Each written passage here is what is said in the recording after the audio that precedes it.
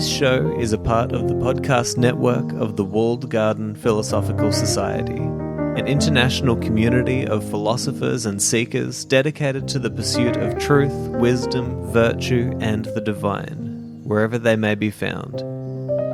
To find out more, go to thewalledgarden.com. Hello and welcome to another episode of Soul Searching with Seneca.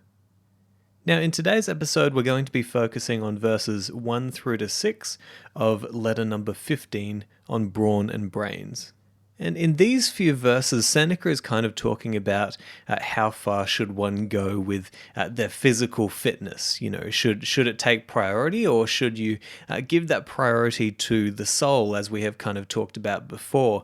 One of Seneca's key ideas that we see recurring throughout these letters is the superiority of the soul, and kind of seeing the flesh not as something to spend so much time and energy trying to perfect, but seeing as it's something to look after and take care of, so that you can, as he says in this letter, give free rein to the spirit. All right, so I'm going to read through these verses, and there's a few ideas that I guess are somewhat dated and need to be taken with a grain of salt, but there's a couple of ideas within these verses that I think are very well worth pausing on and reflecting on for the value that they can give us in our own lives. So here we go, we'll see what we take away from it. He says, quote, "The old Romans had a custom which survived even into my lifetime. They would add to the opening words of a letter, 'If you are well, it is well. I also am well.' Persons like ourselves would do well to say, 'If you are studying philosophy, it is well.'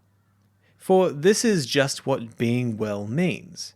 Without philosophy, the mind is sickly, and the body too, though it may be very powerful, is strong only as that of a madman or a lunatic is strong. This, then, is the sort of health that you should primarily cultivate. The other kind of health comes second, and will involve little effort, if you wish to be well physically. It is indeed foolish, my dear Lucilius, and very unsuitable for a cultivated man, to work hard over developing the muscles and broadening the shoulders and strengthening the lungs. For although your heavy feeding produce good results and your sinews grow solid, you can never be a match, either in strength or in height, for a first-class bull. Besides, by overloading the body with food, you strangle the soul and render it less active.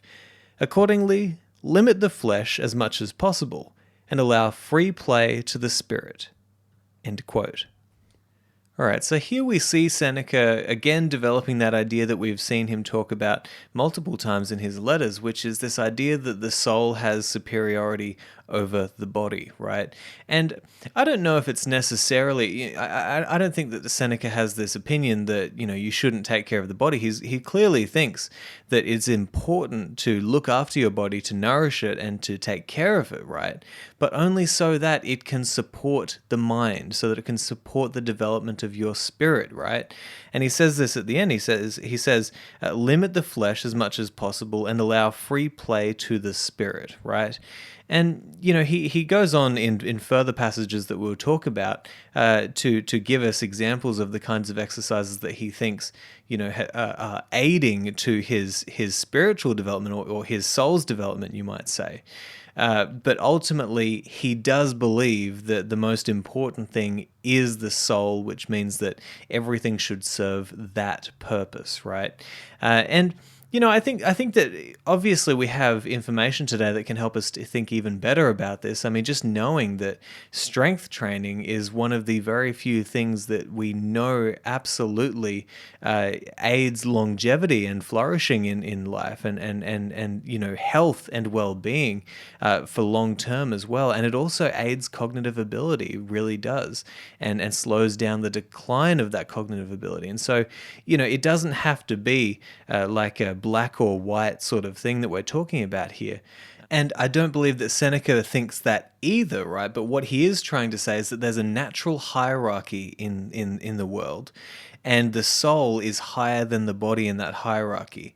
And I guess what you could say is that he's probably trying to get us to see that if you could pick between, taking great care of your body and taking great care of your soul, you should always opt for taking great care of your soul. However, we need a balanced approach. If we're really trying to think about this right, we need a balanced approach that allows us to see the body for what it is, a vessel for that most important thing, the soul. And the vessel needs to be taken care of in order for the soul to flourish as well. And Seneca also makes an interesting promise here, which is that, he says that this is the sort of health that you should primarily cultivate. The other kind of health comes second and will involve little effort if you wish to be well physically. And so he's kind of saying, listen, if you'll take care of if you will study philosophy, if you will dedicate yourself to to this pursuit of strengthening your mind and becoming wiser, right? If you will do that, then you will see that keeping your body healthy doesn't need to be such an arduous task. It requires a bit of moderation in your food intake, right? A bit of careful selection of the kinds of foods that you're eating, right? And also just a little bit of moderate exercise. And if you do these little habits over your life, right, then you will maintain a healthy body, if fate allows you to do so. And Seneca goes on to develop this idea in verse 4. He says, quote, "Now there are some short and simple exercises which tire the body rapidly, and so save our time. And time is something of which we ought to keep strict account.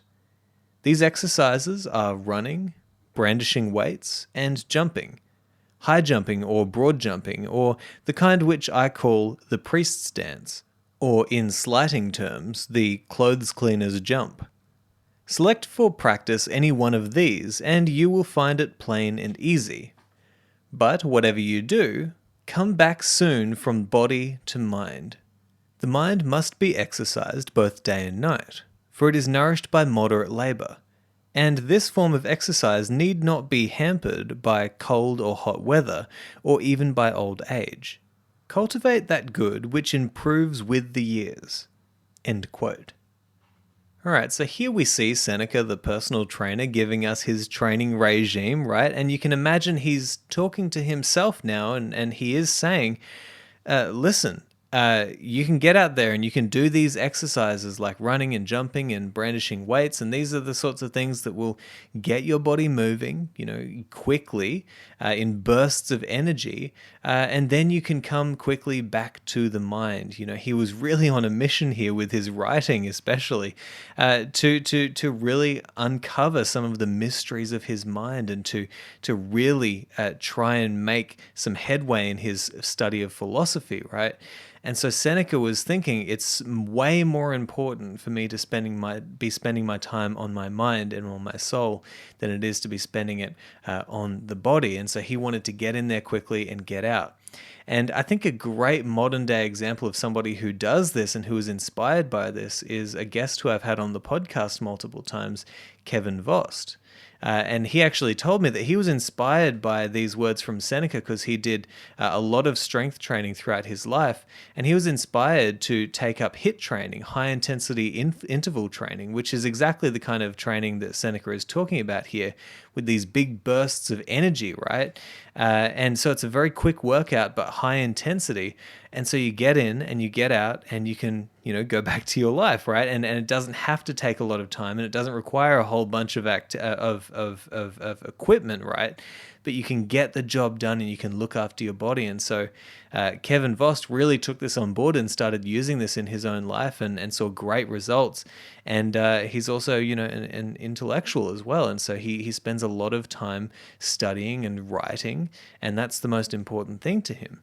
But also, I think that there's a really useful piece of information in that last verse that I read there that can help us to understand why Seneca might be putting so much emphasis on the mind, on the soul over the body.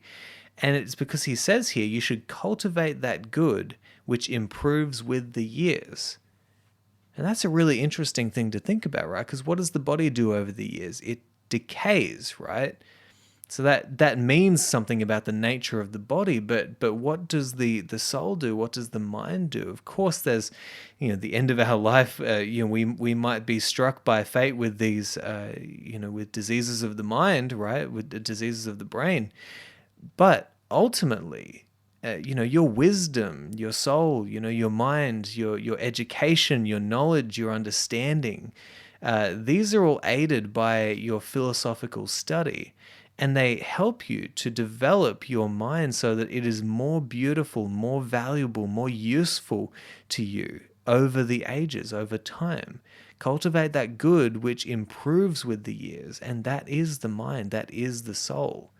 And so that's a very interesting insight that we get from Seneca here, where we can really start to think about, okay, well, maybe this is one of the main reasons why Seneca is thinking it's more important to take care of the mind and the soul over the body, because it's the thing that is constantly moving forward and progressing and growing in goodness if you're taking care of it, whereas the body is always decaying. And it's kind of, from that old world view, it's kind of something that we have to put up with, right, until we die, right? It's kind of this decaying flesh. And so for somebody like Seneca, who's coming towards the end of his life and he's thinking, I really want to understand these ideas that I'm developing here. I really want to write and give something to the future generations that can be handed down of value. To him, he's not so concerned with what people think his body looks like. He's not so concerned with, getting a perfect six-pack so that he can go to the beach and impress people. He just wants to put up with this body and have it serve him for as long as it can, right? But ultimately, he wants to develop his mind. He wants to develop his soul. And so this is an important point also, is that we do need to recognize that this is Seneca talking to himself, right? And so his whole life purpose at this time is to try and understand these ideas and get something down on paper to hand down to the future generations, right? And probably a little bit of trying not to get killed by Nero, which didn't work out so well for him. But ultimately, we need to take all of this with a grain of salt and recognize that, hey, if you're in the military, then you're probably going to want to take care of your body and keep it in peak physical condition. Same with other careers that might require that kind of physical preparedness, right? And not only in those positions, just for everybody, it is so important that you keep your body healthy and well, right? It will aid your mind's development, and it will help you to see clearer, to think clearer, and to, as we've talked about earlier, to aid the longevity of your mind and the cognitive capacity, right? And so it's so important. But hopefully what this episode has done has shown you the way that Seneca was thinking about his body and his mind towards those last years of his life when he's writing these letters. And to him, he's a philosopher. He was trying to understand deeper questions, and he needed to spend his time thinking and developing those ideas and writing, right? And the body was not something that was first on his mind. It was more of a side project to look after the body so that he could continue to think, right? And so I hope that these have been some interesting ideas for you to think about, and I hope you can also meditate on how they relate to you in your own life, and how you can think about that kind of body-mind relationship. So anyway, I hope you've enjoyed this episode, and I'll talk to you next time.